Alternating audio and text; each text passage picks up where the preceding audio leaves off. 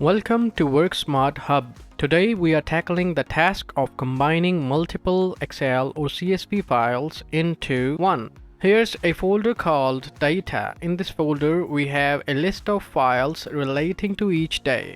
Here's the first file opened. Each file has same column headers. We want all the files combined into one. Instead of copying data from each file into one file, which is tiring and hectic job, we introduce Power Query to automate this process. With Power Query, this process becomes incredibly simple and efficient. Don't forget to like, and for more Excel tutorials, subscribe to WorkSmart Hub. Click the bell icon so you don't miss any exciting new videos. Your suggestions and compliments are welcomed in the comments. Follow along as we demonstrate how to use Power Query to merge data files effortlessly. In this main folder, we'll create and open a new Excel file named Combined Data. In the file, go to Data tab. In Get and Transform Data, click Get Data from File and from Folder.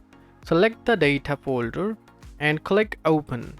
It will show the list of files. Click Combine and Load. It will show the first file as example. Click OK. It will start working on query, and there you have it.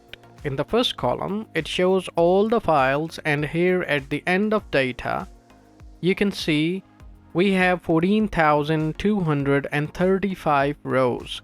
With Power Query, you can save time and streamline your data consolidation process.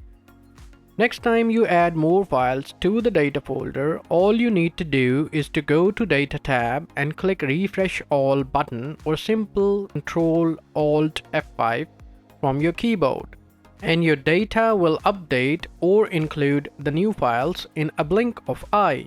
I hope you enjoyed the video. Don't forget to give it thumbs up. You can find the data files used in the example and related videos in the description below. See you soon.